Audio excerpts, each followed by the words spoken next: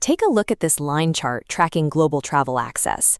Statistically, we're living in the most mobile era in human history. Over the last 20 years, the average passport has seen its visa-free access nearly double, jumping from 58 destinations to 108. At the very top of this new global mobility elite sits Singapore. Its citizens hold the strongest passport in the world, with barrier-free entry to 192 different destinations. But the most aggressive climber in the data is the United Arab Emirates. Through a series of rapid diplomatic deals, the UAE secured an additional 153 visa-free destinations, rocketing up the ranks to tie for second place globally. While travel access expands, global peace has declined for 12 straight years. We're now witnessing the most state-based conflicts since the Second World War. If the world is statistically more dangerous and conflict-ridden than it has been in decades, why are borders more open than ever? This data suggests that global mobility is not expanding equally. Open borders are becoming a highly concentrated privilege, reserved only for a specific tier of nations.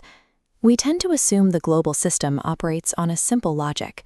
Quiet, stable countries are rewarded with strong passports, and naturally, violent or highly unstable countries are restricted with extremely weak ones. This scatterplot maps a country's peacefulness against its passport power, and it completely breaks that assumption. Look at these outliers. Nations with low peace rankings, like the United States and Israel, massively outperform their expected passport strength by 60 to 70 places. Now look at the exact opposite end of the data. Highly peaceful, stable nations like Bhutan and Rwanda suffer from incredibly weak passports and severe mobility restrictions. Mobility is no longer a reward for building a peaceful society. Today, a powerful passport is a direct measurement of a country's geopolitical capital. It tracks international trade partnerships, foreign investment, and raw diplomatic leverage. Without this specific leverage, the global passport system effectively works against you, forming a bureaucratic barrier that is nearly impossible to bypass. You can see exactly how this containment works by looking at the bureaucratic maze facing African citizens attempting to access Europe's Schengen area. This bar chart compares visa rejection rates across regions.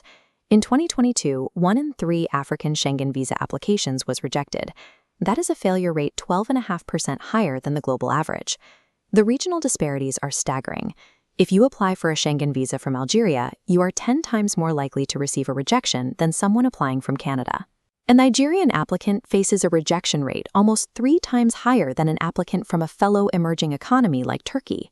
European consulates frequently justify these rejections by demanding strict minimum bank balances or by writing off applications entirely by citing reasonable doubts that the traveler will return home. These vague technicalities mask a clear systemic bias.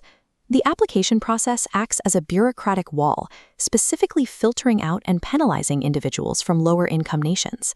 Maintaining this blockade is highly lucrative. Schengen visa application fees are entirely non-refundable, regardless of whether you are approved or denied. In a single year, European states generated €56.3 million exclusively from the fees of rejected African visa applications. Shutting down legal avenues for trade and education does not stop human movement. It simply forces travelers into highly dangerous, unregulated routes.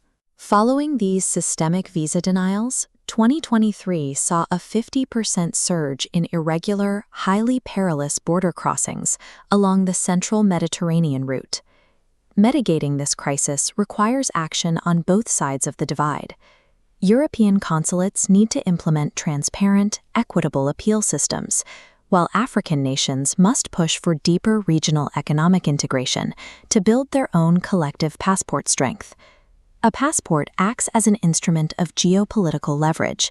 It maintains a two-tiered world, extracting significant revenue from the people it shuts out.